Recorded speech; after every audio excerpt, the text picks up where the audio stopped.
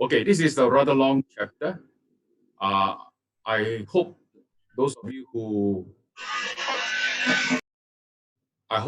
you who have received the notes, you have the right version, because I made a small amendment in the notes. Chapter 11, okay? This is the outline for you, the introduction, the howling shepherd, rejected shepherd, foolish shepherd, and the verses were there for you, and of course the conclusion. Okay. The introduction. We are talking about the shepherd motive. What is a shepherd motive? Well, we have gone through earlier on. There were three portraitures of shepherd in the howling shepherd, the rejected shepherd, and the foolish shepherd. Now, we know that shepherd is always a beautiful description of God as well as our Lord Jesus Christ, as we have seen from the Old and New Testament. For example, in Isaiah, he says that Isaiah says that he shall feed his flock like a shepherd. God is feeding his flock like a shepherd, and he shall gather the lamb with his arm and carry them in his bosom, and shall gently lead those that are with young. So God cares for us like a shepherd. Just give me a second, Joseph.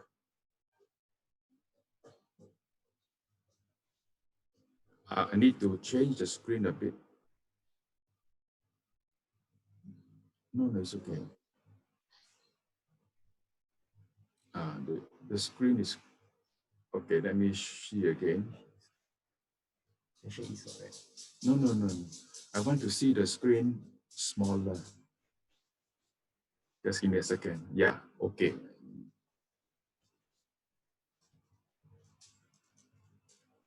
Okay. Still cannot. I want it to be like this. Just give me a second more.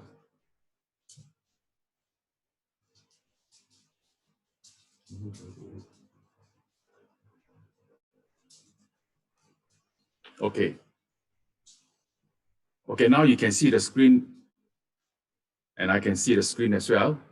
So Jeremiah says that, hear the word of the Lord, O ye nations that declared in the isles afar off, and say, he that scattered Israel will gather him and keep him as a shepherd doth his flock. So God in the Old Testament was portrayed as a beautiful shepherd that look after the scattered Israel and bring them back, and of course, looking after the young of the shepherd.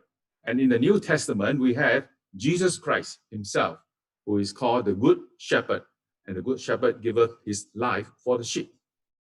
And in the same chapter, we were told in verse 14, I am the Good Shepherd and know my sheep and am known of mine. So we know that God, and in the Old Testament as well, Jesus Christ in the New Testament has this portraiture of a loving, caring shepherd. But the truth is, as we move down the chapter, we'll find that the picture of the shepherd is dark, gruesome, threatening, and I will go through verse by verse to show you in time to come. So that is a totally different picture from what you get normally in the other passages in the Old Testament or the New Testament. The shepherd motive has changed.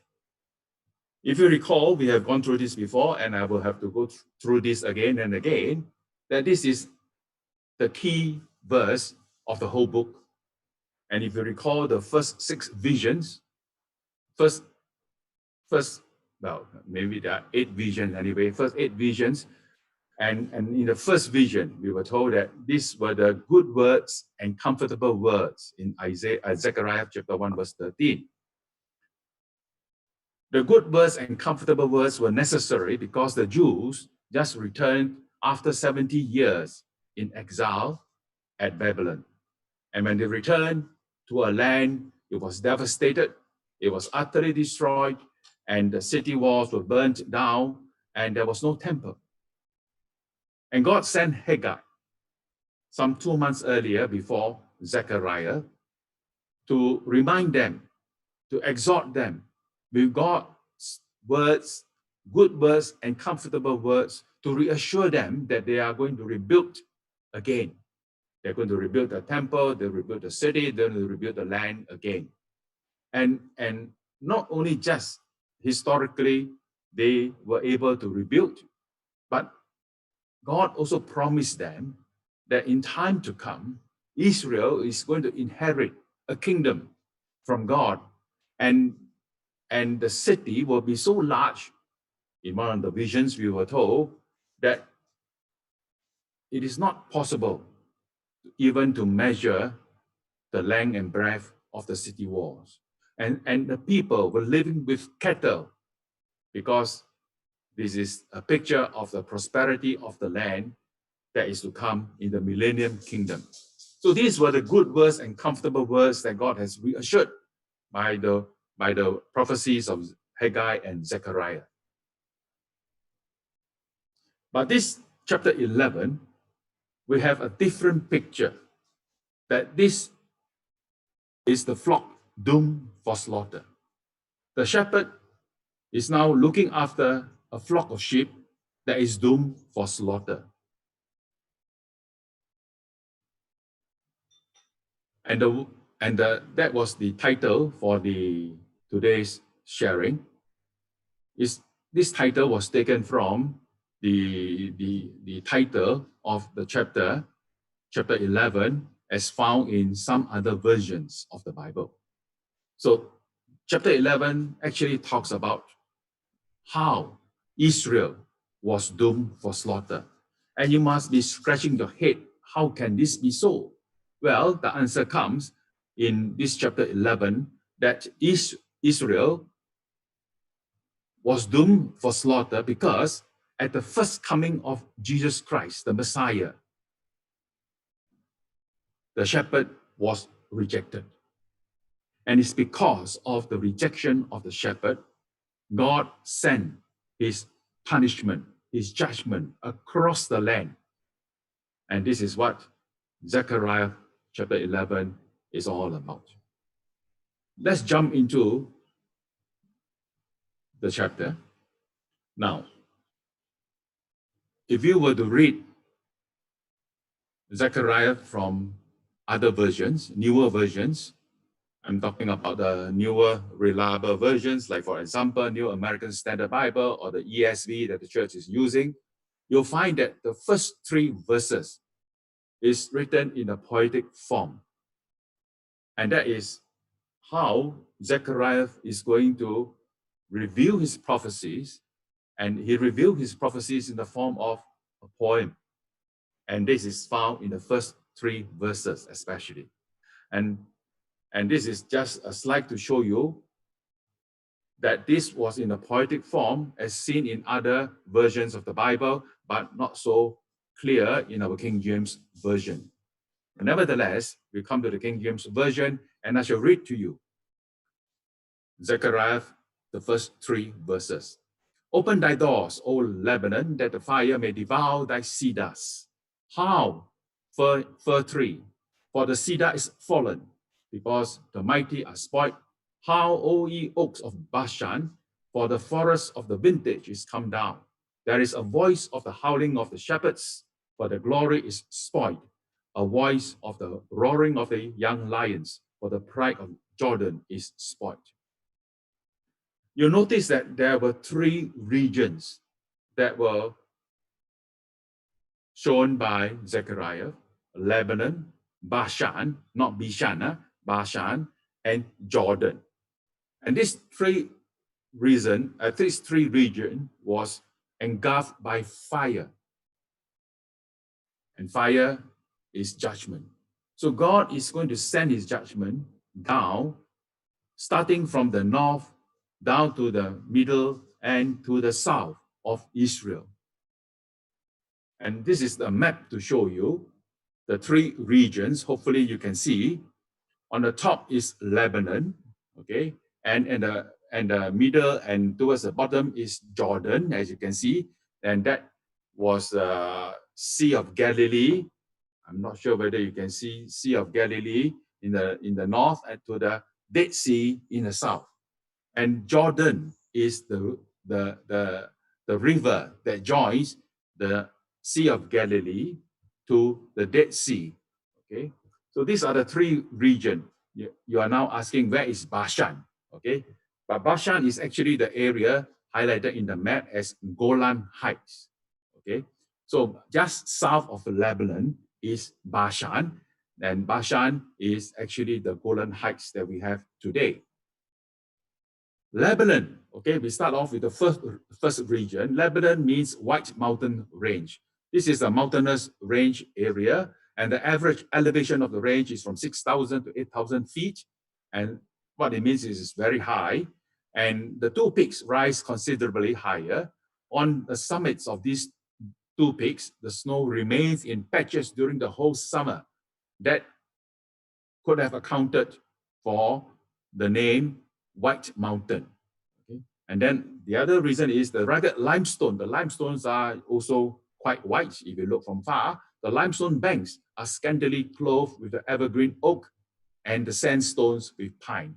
So this mountainous range is very fertile and is very beautiful. In fact, Lebanon was called the Switzerland of the Middle East once upon a time. Okay. Now, not besides oaks and pines, Lebanon is famous for cedars. But I have given you these references on your notes, how these cedars were referred to. And of course, on the right, you can see a picture of a cedar tree, a huge, majestic, tall, with much foliage and much covering of the land. And that was cedar tree. And the cedars was used for the building of David's palace in those references that I've shown you, in Solomon's temple, as well as the palace, as well as the second temple in Ezra chapter 3, verse 7. We are not going to read through all these references, but just to let you know that Lebanon was famous for cedars. Then come to Bashan. Bashan is fruitful. Okay, this is the Golan Height area, and it was noted for mountains in Psalm 68:15, lions in Deuteronomy, oak trees, and of course in Zechariah, oak trees. Besides oak tree, we have the fir trees, and this is an area where there is much pasture, where cattle were raised, and they have also rams and bullocks, and the bulls and the kind of Bashan are typical of the cruelty and oppression as seen in Psalm 22 and Amos chapter 4, verse 1. As you can see, that what I've done is that I'm using eSword. I've gone into the different dictionaries in eSword to bring out some of this interesting understanding of the background of Lebanon, of Bashan. We'll continue, okay? So now Bashan is somewhere in the Golan Height area that we have just mentioned. And this is a picture of the Bashan with these cows of Bashan. There's an interesting finding as I was looking for Bashan. And there was a monument somewhere in Golan Height, and it is named after Eli Cohen. Okay, what the story behind this is very interesting. Eli Cohen was a Jew, and Golan Heights was occupied by Syria. And Eli Cohen went to Syria as a spy, and moving up into the ranks of the higher authorities. And he visited the Golan Heights. And he told the defense minister that, you know, all your soldiers were suffering under the heat of the sun at this highland. Why don't you plant trees, you know, and to cover to provide shade for the soldiers? And of course, they took up this suggestion. And he, as a spy, actually returned to Israel and told Israel that when you see the trees at Golan Heights, that's the place where they have their so-called mortars and artillery. And then that's how Israel, at the Six-Day War, destroyed Syria in 2 days. Okay, in the Six-Day War, 1966-67, Israel destroyed Syria at the Golan Heights. Artillery were totally devastated because of Eli Cohen. Anyway, he was caught and he was hanged to death, as you can see here. And you may be asking, how do I know? If you want to know, very interesting way to know is go to Netflix and you watch this movie, The Spy. It's about Eli Cohen. So we have moved from Lebanon to Bashan. Now we move down to Jordan. Jordan means the descender. And it is the geology of Jordan that is special, that's unique. It's rising high up in the foothills of Mount Hermon in the north. It flows almost due south in a straight line through the Galilee and following the bottom of the rapidly descending and the most remarkable geological feature, and finally emptying itself into the Dead Sea, which is 1,292 feet below the level of Mediterranean. And it's a short course of little more than 100 miles. It falls about 3,000 feet. And for the greater portion of the journey runs below the level of the ocean. So that was Jordan, the Jordan River, and it is a rich area where the foliage was thick, and there's a jungle at that place, and it is famous for animals, and especially lions. So you can see that around the West Bank area, between the Sea of Galilee in the north to the Dead Sea in the south, this is the area of Jordan that we were referring to. So these were the three areas that God sent his fire to judge them. And the response, okay, I read to you now, highlight for you now, is that you can see that how fir tree, how means cry aloud, means roar, okay, means scream aloud. So how the fir trees, okay, Lebanon has fallen, okay, the fire has devoured the cedar. You might as well open your doors. Now Lebanon is being personified, and the trees are personified as they were able to open the doors, they are able to howl. And now moving down to Bashan, how fir tree, the cedar is fallen, because the mighty are spoiled. How? And the oaks of Bashan, for the forest of the vintage is come. So what happened is that the fire started up in the north, continued its destruction as a judgment of God. It may not literally be a fire that is so-called a burning, but it is a metaphor for the description of the judgment of God, starting in the north, moving down to the middle area. And ye oaks of Bashan, for the forest of the vintage is come down. What we have here is that the forest that is impenetrable, the forest of the vintage means that this is a thick, dense forest. So that is come down according to the prophecy of Zechariah. And then they move on to the next verse, is a voice of the howling of shepherds. So not only the shepherd howl, the trees also howl. And later on, we read the voice of the young lions, they also roar and howl. So you have a picture, a description, a poetic representation of the land that is being destroyed, and they were screaming for the destruction that they are facing. So it's not so much of the young lions there that is so-called roaring for food, but it is more of the destruction of the fields, the trees that comes with God's judgment. So the fir tree howls, the oaks howl, and the shepherds howl, and the lions roar. So we have covered these three verses, leaving up us to the last part, for the pride of Jordan is spoiled. So we look in English as if that it is the pride of lions. Okay, it is not. It is actually the jungle of Jordan is now spoiled. The next reference that I've picked up for you is lion. Okay, there are numerous references in the Bible on lions, and I pick up a few, and I'm sure you can recognize some of these. Okay, starting off that the lion that Samson met was a young lion. Then when Samson down and his father and his mother to Timnah, and he came to the vineyards of Timnah, and behold, the young lion roared against him. And the next verse says that he wrenched the lion, young lion, as he would wrench a kid. That's how he killed a young lion, we were told. So lions were common in the days of old in Israel. Not only Samson has done that, And we read about David during his job interview with Saul when the Philistines were attacking Israel. And David said to Saul, "Thy servant," referring to himself, "kept his father's sheep, and there came a lion and a bear and took a lamb out of the flock. And the servant, thy servant, David himself, slew both the lion and the bear." So we have lion that is being slew by Samson as well as by David. And of course, in 2 Kings, we were told that the Lord sent lions among them. But the interesting point is that this is what we are looking at, this important reference, that this lion were from Jordan. Okay, behold, he shall come up like a lion from the swelling of Jordan against the habitation of the strong.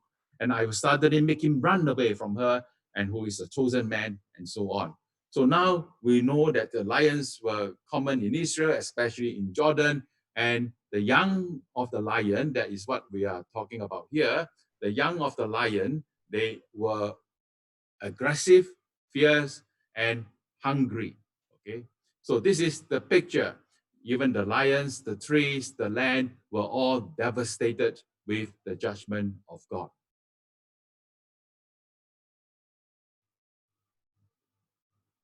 The next word that you can see that has been highlighted here is spoiled. Okay, the mighty are spoiled. The mighty cedar trees, mighty oak trees, they were spoiled. Okay, and the glory of the shepherd is spoiled. Okay, and the voice of the young lions for the pride of Jordan is spoiled. So what is spoiled? Well, if you look at what I've done is that I've gone into the concordance, and in the concordance I pick up these words. I will show you later how this is like. Spoil is to destroy, to ravage, and utterly lay waste. So the judgment of God is that he's going to judge with the destruction, the ravaging, and lay waste utterly of the land, beginning from the north, moving down to the middle, and then to the south. Then the question that you have in your mind is that, is this a literal or spiritual? Well, earlier on we say that it is not a real fire, but we say that it is actually the destruction of the land. But the destruction of the land, not by fire, but we know that the Roman army came in 70 AD or so to destroy Jerusalem. And the destruction was so severe that the whole city was burned. But before they burned the city, they besieged the city for many months until the people were hungry and they were eating the young. Okay, I will show you some of these references later, but basically to show you that Vespasian, okay, Titus Vespasian was the general who became king, who came to destroy Jerusalem and burn down the temple and took the menorah. If you remember in the earlier on the class, when we talk about the menorah, and he took the menorah to Rome. And in Rome, you can see an ark of Titus showing the menorah being carried away to Rome. And that came in about AD 70, some 40 years or so after the rejection of Jesus Christ by Israel. Jesus came and then he died around AD 30, 33, and 40 years later, AD 70, Vespasian came and destroyed the whole of Jerusalem. 1.1 million, okay, of the Jews were massacred. And they thrown down the walls of the city walls, the bodies, the dead bodies, 100,000 bodies were counted. But in 130 or around 130, 36, okay, Emperor Hadrian came and destroyed the northern part of Israel in the Galilee region. And it was described that he actually conquered and destroyed 985 cities in the north, villages in the north. So you can see that there is a literal destruction of the whole land. The fire came and spoiled the whole land of Israel, literally. And of course, there is a spiritual spoiling of the land as well. Down to verse 4. Okay. Verse 4, let me read to you. It says, "Thus saith the Lord my God, feed the flock of the slaughter." Now, before I go on to explain that verse, I have to show you a little digression. That sometimes prophets were told to do certain things as an enactment, as a prop to demonstrate these prophecies. We have these references here in Isaiah, Ezekiel, and Hosea, besides Zechariah. For example, in Isaiah, okay, in Isaiah, let me read to you verse 8, chapter 8, verse 1. "Moreover, the Lord said unto me, Take thee a great roll and write it in man's pen concerning Mahashala Hashbaz." Now, it's difficult to read in King James Version. If you look at the NASB, it says here, "Take for yourself a large tablet and write it in an ordinary letters. Swift is the bounty, and speedy is the prey," according to NASB. And that was, in fact, what God told him to do, to write on a scroll, and then ask Isaiah, the Lord asked Isaiah, "And I went unto the prophetess, and she conceived and bare a son. And then saith the Lord to me, call his name Mahashala Hashbaz." So that was an enactment to show that this is what God asked you to perform in front of Israel. And the name that was given has a meaning. In verse 4, we were told, "Before the child shall have knowledge of to cry, my father and my mother, the riches of Damascus and the spoil of Samaria shall be taken away before the king of Assyria." So this is the destruction of Israel, meaning the northern kingdom, by Assyria in the prophecy of Isaiah, as he demonstrated how this is going to happen by writing on the scroll, marrying a prophetess as a wife, and have a child. And before that child learned how to speak, the destruction came. So that was in Isaiah. Another one, interesting one, was Ezekiel chapter 4. "Thou also, son of man, take thee a towel." A towel is actually a brick, okay? "And lay it before thee, and portray upon it the city, even Jerusalem." So Ezekiel was asked to take a brick, okay? You may have in your mind some red hard brick, but the brick could have been some soft mud to start with before it hardens, and he has to portray and put the name of the city Jerusalem on it. Then he laid siege against it and built a fort against it and cast a mount against it and set a camp also against it and set battering rams against it round about.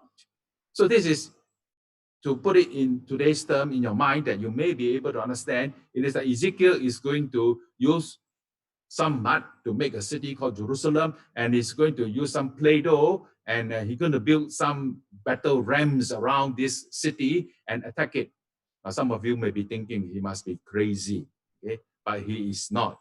And those who think that he's crazy because he must have fallen off the fiery chariot, okay, and hurt his head and did such things. But the truth is, no, he was asked by God to demonstrate how the siege of Jerusalem will come because of the punishment of God to Judah.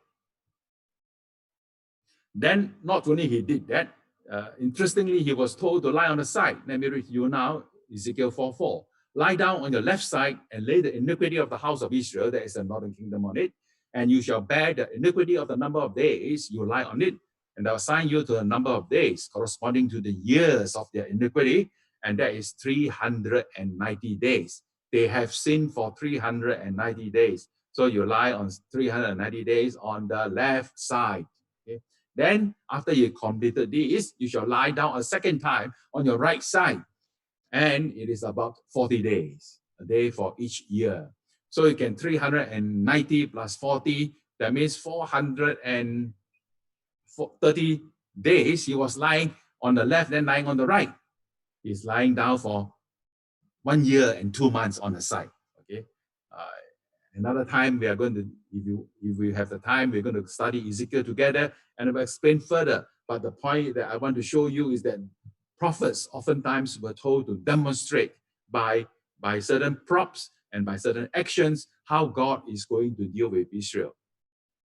Now, earlier on, we have read about how For example, Isaiah was asked to meet a prophetess and then get married to her.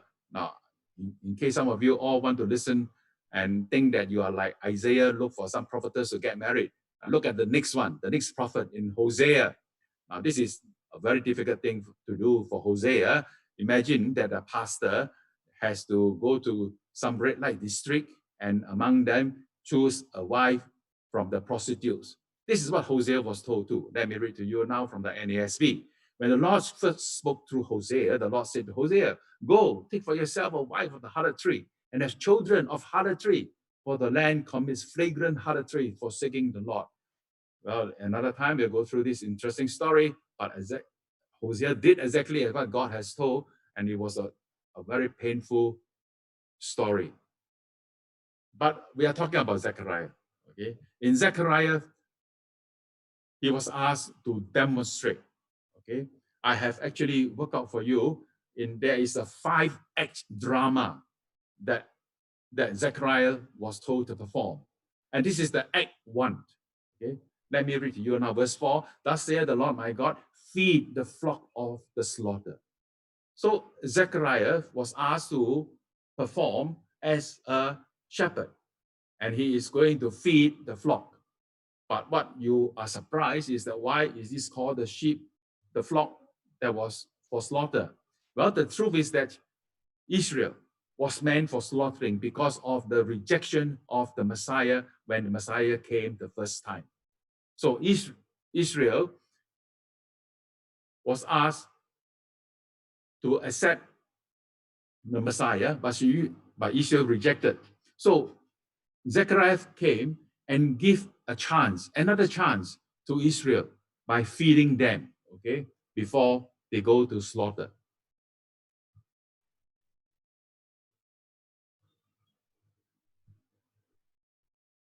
If you recall, that was exactly what Jesus Christ did. He knew that the Jews were meant to be slaughtered in AD 70 and AD 130, but he came. Nevertheless, he came and feed them, okay? So that was Act 1. Verse 5 continues. Okay, verse 5 is a little bit of a digression. Verse 5 and verse 6, these are some of the deep truths that need some time to explain before you understand fully. It reads here, whose possessors? These possessors are the conquerors of the land of Israel, whose possessors slay them. They slay them and hold themselves not guilty. That means after slaying Israel, these Gentile nations think that they are not guilty. And they that sell them say they also sold the Israelites, the Jews, as slaves. And after selling them, these possessors said, "Blessed be the Lord, for I am rich." They were made rich by selling the Jews as slaves. Okay, these are the possessors who slay them and hold themselves not guilty. Now, you may be wondering why it was so. Now, let me read to you first Jeremiah 50, 2 verses in 17 and 18. This is the olden time of the time of Assyria and Babylonian kingdom. Israel is a scattered sheep. The lions have driven him away. First, the king of Assyria that has devoured him, and last, this Nebuchadnezzar, king of Babylon, had broken his bones. Therefore, thus said the Lord of hosts, the Lord God of Israel, behold, I will punish the king of Babylon, his land, and I punish the king of Israel. Israel was punished by Assyria and Babylon. They were punished because God allowed the punishment to take place. But of course, they went too far, and God is going to punish Israel and Assyria and Babylon later. But the truth is that these Assyrians and Babylonians, when they came to attack and ravage through the land of Israel, they had this idea that all that found them have devoured them, and their adversaries said, "We offend not, because they have sinned against the Lord, the habitation of justice, even the Lord, the hope of their fathers." So they came to punish Israelites because they knew that Israelites have sinned against God, and they knew that this is an act of justice for them to come to invade Israel. So both the Assyrians and Babylonians had a weird kind of justice. Now, I just want to reinforce in your mind that this is not weird, in the sense that even modern days, we have similar examples, okay? When China, for example, has taken over Xinjiang as well as Tibet, they call it as liberation from their olden and backward practices in life. And that is how modern day wars started and invasions occur, and all in the name of liberation, freeing the people from their so-called poverty or environment. Okay, so this is what the Assyrians and Babylonians have done. And look at Zechariah chapter 11, verse 5, continue. The possessors slay them, hold themselves not guilty. And not only that, they sell them away, getting rich, and say, "Blessed be the Lord, for I am rich." Of course, they do not believe in the God of the Jews, but mockingly they say that, okay, thank God for this money that I made from selling the Jews as slaves. So not only that the Jews were being slaved by them, were sold by them, and they mock at the God of the Jews. But the last part is the one that is interesting. The own shepherds pity them not. These own shepherds refer to the leaders of the Jews. The leaders of the Jews did not pity them. The leaders of the Jews, referring to, if you remember, they were basically the Pharisees, the scribes, and the elders and the Sadducees. These were the rulers of the Jews. And they have not done their part in feeding spiritual truths to the people. They have not done their part in protecting their people. And in fact, they have helped to sell the Jews to the Romans. And this is the sad thing, okay? So God, in verse 6, said, "For I will have no more pity on the inhabitants of the land, saith the Lord." So this is the real pity. God left the people of the land because they rejected the Messiah when the Messiah came the first time. So I will no more have pity on them. And then God delivered them into the hand of his king. Okay. Now I want to explain to you, it may be confusing to some of you, who is this king that we're talking about? Israel at that time had no king. Okay, in around the time of the Messiah, they have no king. And Jesus Christ, when he came the first time, they have no king. Okay, and it says here, okay, in John chapter 19, let me read those two verses, then you can see what I have highlighted for you. And it was the preparation of that Passover, that faithful Passover that we have just recently celebrated in April. And about the 6th hour, and he said unto the Jews, this is Pilate himself speaking to the Jews, "Behold your king," referring to Jesus Christ. And they cried out, the Jews cried out, these were the leaders of the Jews, "Away with him." Not only the leaders, but the general populace, away with him, crucify him." And Pilate said unto them, "Shall I crucify your king?" And then the chief priest answered, "We have no king but Caesar." You see how loyal these chief priests were. They claimed their loyalty to Caesar, but not to the King of Kings, their own Messiah that was sent by God to them. Earlier on in John chapter 11, let me read to you and explain to you that after the witnessing of the resurrection of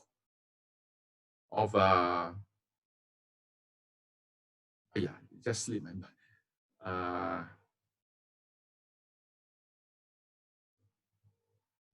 After the resurrection of this friend of Jesus, you see, Lazarus, okay? After the resurrection of Lazarus, then gather a large crowd following Jesus.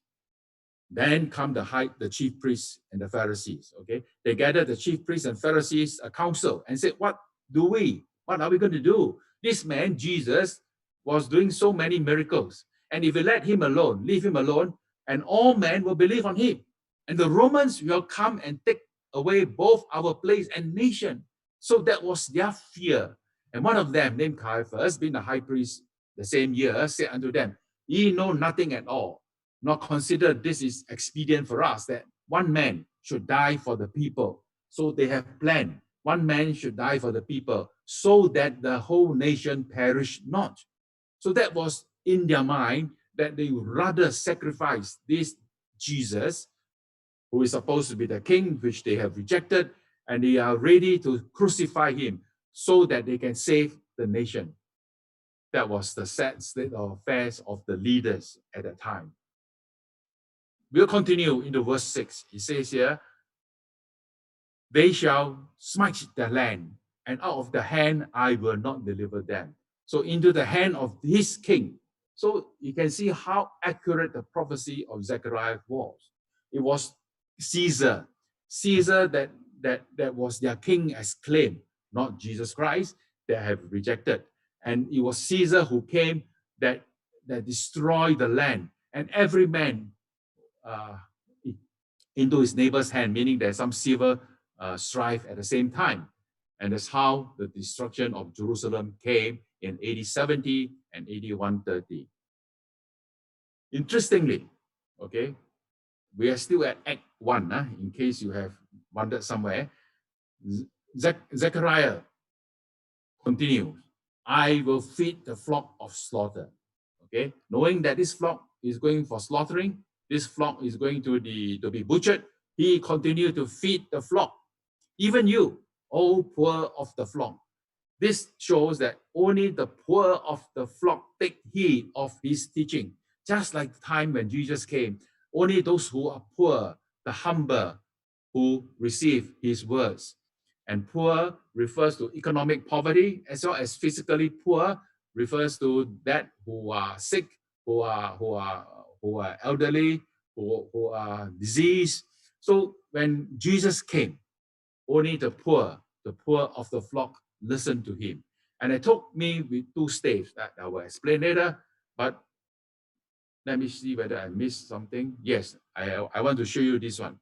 This reference that I've taken from Barron, who was a commentator for the book of Zechariah, he said, he fed all, but the poor of the flock alone, those were the one that responded. Those who were despised of men because they would not follow the pride of the high priests and scribes and Pharisees, believe on him. How true. Only those who are poor, the humble, and the meek come and respond to the message of the Lord.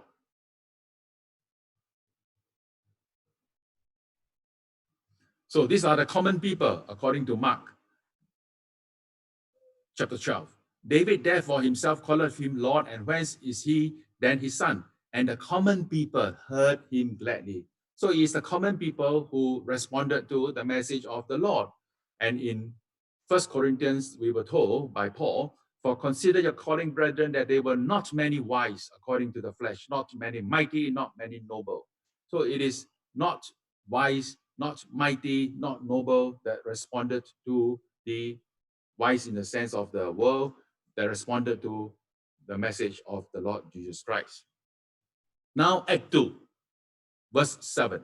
And I will feed the flock of slaughter, even you, O poor of the flock that we have covered. And I took unto me 2 staves, 2 rods, okay? And the one I call Beauty, and the other I call Bands. So, and I fed the flock. So the shepherd came with 2 staves or 2 sticks. I'm not sure whether you recall, and I help you to recall that. Yea, though I walk through the valley of the shadow of death, I will fear no evil, for thou art with me, thy rod and thy staff. So what the rod is to protect the animals from the attacking wolves or lion or bear, according to David. And of course, thy staff is the gentle rod with the curve to help the lamb to come out of the hole that they fell into, and of course to lead them into the pastures. So there is 2 sticks. Okay, these were the 2 sticks or 2 staffs that were mentioned, and they were called Beauty and Bands. Okay, so this is a concordance that is found in eSword that I've picked up, and basically it is H5278 according to Hebrew 2256 in the word bands. So to cut it short, okay, the word beauty is grace, is delight, is agreeableness, and pleasant. Okay, so this beauty is splendor, grace, pleasant. So just call it grace. Okay, God hold two staff. One is stave. One staff is called grace. The grace to protect his people, grace to look after his people. And then, of course, the next one is called bands. I'm not sure whether you can see the small words there. This word bands in Hebrews is actually as a rope that is twisted. There is something that is as a noose, okay, as of cords, and then it's tied together in a company, and then as a throw, and so on. So the word bands is in your mind should be something that can tie together to unite.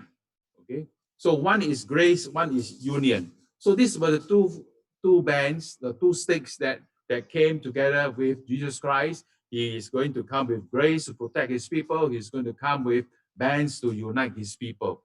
He's going to pick up the lost sheep. He's going to pick up the stray sheep and bring them together into his flock.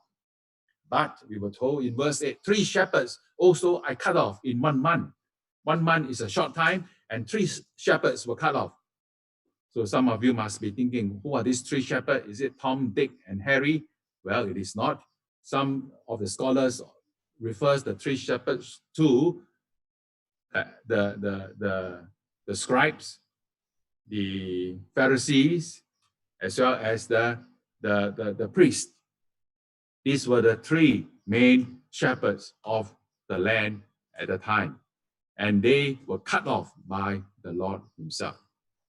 Then the second part of verse 8 is a bit disturbing. Okay, I think when I first read it, I was slightly disturbed. And it reads here, my soul loathed them, meaning God's soul loathed the people. And the soul also abhor me, that I understand. But how can God loathe them?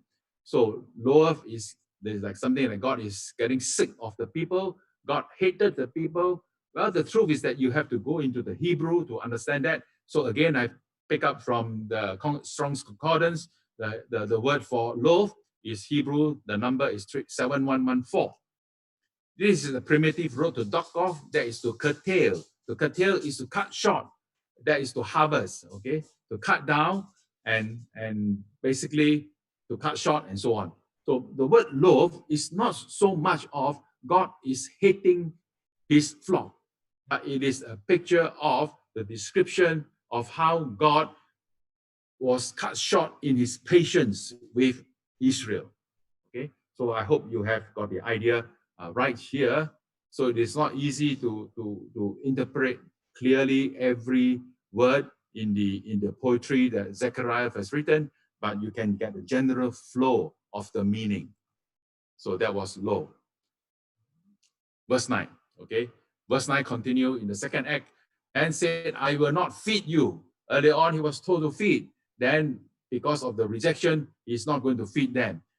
And not only he's not going to feed them, that dieth, let it die, and that is to be cut off, let it be cut off. So you must be thinking how cruel this God can be. Okay, well, that is not only referred to by Zechariah, but in Romans we were told about the same thing when Paul wrote talking about men. Okay, let me read to you quickly and highlighted for you those 3 in yellow, 3 parts in yellow. Let me read to you. This is referring to man. Change the glory of the uncorruptible God into an image, like to corruptible man, and to birds, and to 4-footed beasts, and creeping things. Wherefore God also gave them up. Romans 1:24 told us that God gave them up to cleanliness. Verse 26, God gave them up unto vile affections. Verse 28, God gave them over to a reprobate mind, to those things which are not convenient. So we can see that a time will come, God's patience will be curtailed or cut short, and God is going to give men up to uncleanness, vile affection, and a reprobate mind. Then he comes to the last part of this verse, verse 9. Let the rest each every one of the flesh of another. Earlier on, we have read how one betrayed one another, the neighbor, and now we can read another part during the siege of Jerusalem. They are eating the flesh of another. let me read to you what Josephus, Flavius Josephus, some of you who were in the class before, you remember I mentioned about this man. He was a Jew, was recruited by the Romans to write the history of the Jews, and he wrote a few books, one of them, The Wars of the Jews. And this is referring to now the two wars of the Jews with the Romans. And this is the one describing the siege of Jerusalem by Titus Vespasian. This is referring to a woman, okay? Her name was Mary. She then attempted the most unnatural thing, and snatching up her son, who was a child sucking at her breast, she said, "O thou miserable infant, for whom shall I preserve thee in this war, this famine, this sedition?" And that's the war with the Romans. If they preserve our lives, we must be slaves. This famine also will destroy us, even before the slavery comes upon us. Yet are these seditious rogues more terrible than both the other? Come on, be thou my food, and be thou a fury to these seditious varlets, and by word to the world, which is all that is now wanting to complete the calamities of us Jews. So as soon as she had said this, she slew her son, and roasted him, and ate one half of him, and kept the other half concealed. Upon this, seditious came in presently, and smelling, so when she roasted, the smell was nice, and people around can smell, and then they come and ask why.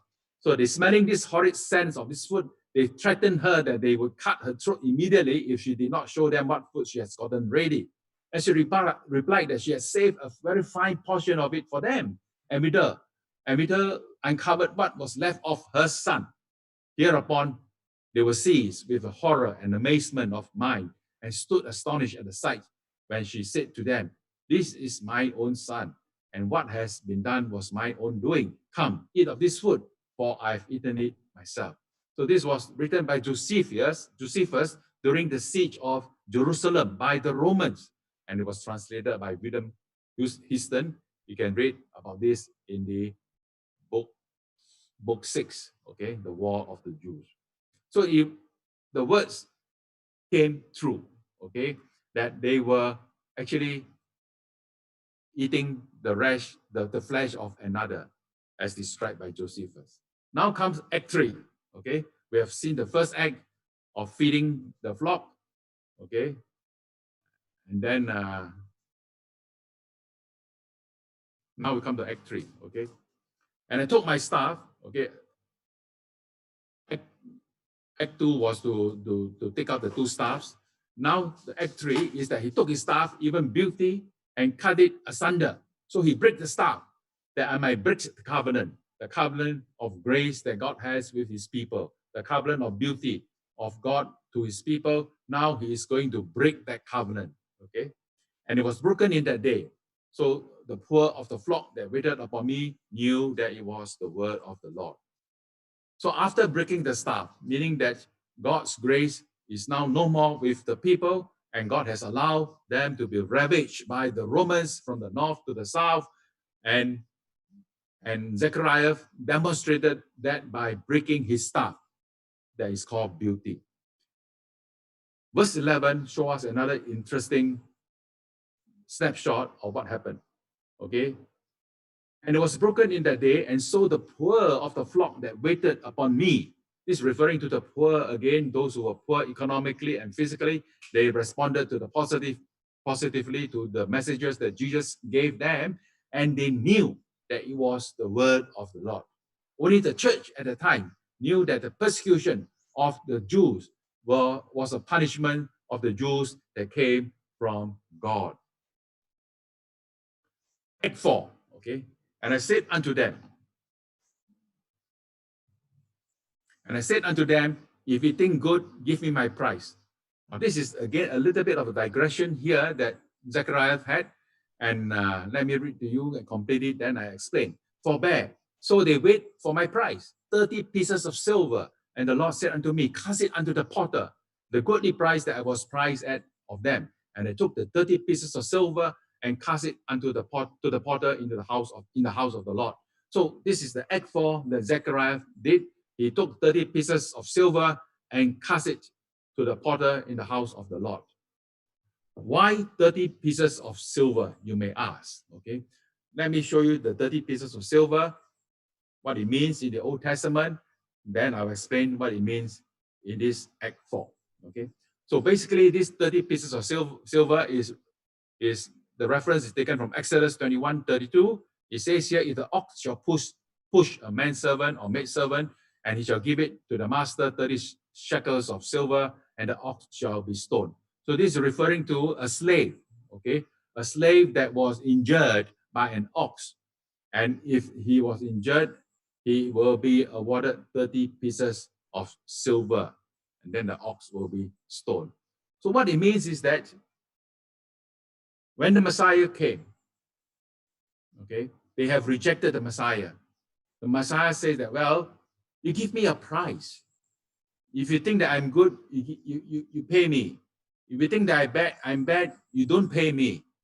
But instead of paying well and not paying, they come to the stage of giving only 30 pieces of silver, meaning that this is how they look at the Messiah that they have rejected. It is only just a slave. When injured, was given only 30 pieces of silver. Okay? So that was the sad state of affair. Let me read to you in Matthew what happened now in the New Testament. Earlier on, we read about the 30 pieces of silver in the potter's field in Zechariah, now in Matthew. And he cast down the pieces of silver in the temple and departed, referring to Judas, that after he betrayed Jesus, and he went and hanged himself. And the chief priest took the silver pieces and said, it is not lawful to put them in the treasury of the temple, and because it is the price of blood, meaning there's blood money that Jesus died. And they took counsel and bought it with them, the potter's field, to bury strangers in. Therefore, the field was called the field of the blood unto this day. So now I just want to explain to you, to help you to understand. There are people who come and say that this Bible cannot be true, it's just a fictitious story that man has created to lure the simple-minded. But let me show you this passage in Matthew and Zechariah that you think Judas purposely acted out to betray Jesus, and then the temple purposely rejected the 30 pieces of silver and used it to buy a potter's field. Come on. What happened is all these were prophecies that were fulfilled to the very detail. Act 5 now. Then I cut asunder my other staff. Okay, Act 4 was to cut away, to break the staff beauty. Now he break away the staff bands, that I may break the brotherhood between Judah and Israel, meaning that there is no more unity in the land. The land will be totally destroyed. And of course, we know that after the Jerusalem was destroyed by Titus Vespasian, and after Hadrian destroyed the northern Galilee, the whole land, the Jews were dispersed into different parts of the world. Conclusion now. What we have read so far, that the judgment of God is severe to those who rejected his message. And that was seen in the first coming of Jesus Christ. And because of this, all the promises of the millennium kingdom was postponed. And that come only after when Christ come the second time. So at the first coming, they were rejected, and the judgment is severe. It's like a wildfire that spread from the north to the south, traversing the land in Lebanon to Bashan to Judah. The whole land is spoiled. The people may cry, the lion may cry, the trees may cry, but the judgment is going to come. And it will be painful, but not. The third one is that it is not expressed here, but it is added by me, because I know that the judgment is eternal, meaning that it is forever and ever. If you reject the Lord Jesus Christ, your judgment is severe, painful, and forever.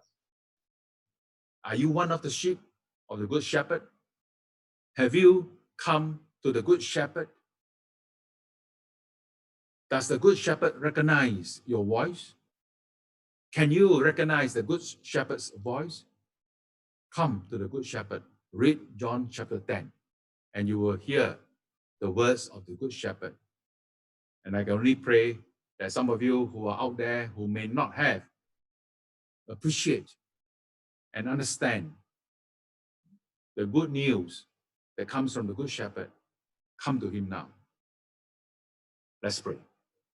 Our Father in heaven, we come once again thanking you for the richness of your word that is ever so true, that every word that was prophesied in detail came into being.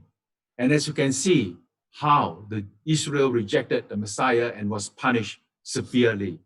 We want to ask God that we thank you that we were not punished because we have come to you and accept you as our Lord and Savior. We want to ask God that you will continue to bless us even as we spend this blessed day of rest, that 1 in 7, the Sabbath that you have ordained for us to come to read your word, to pray your word, to sing your word, and to meditate upon your word. Be with us, we pray, in the name of our Lord and Savior, Jesus Christ. Amen. Okay, Joseph. Okay. Are there any questions that you all have in your mind?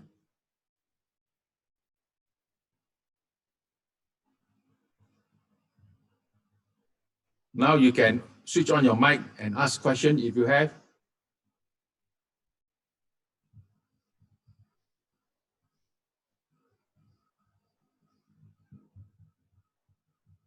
I can see you.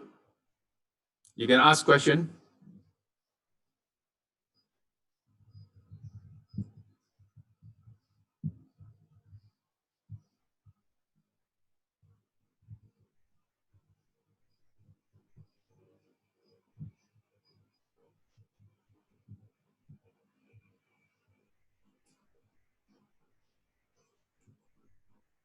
Is it true that you couldn't to switch on your mic?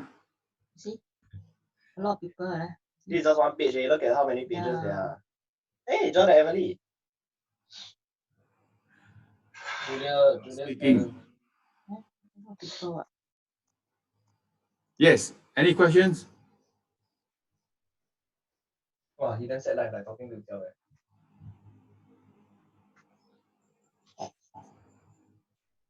You think it sound like what? My classroom. No questions? Well, if there's no question, I'll see you all next week. God bless.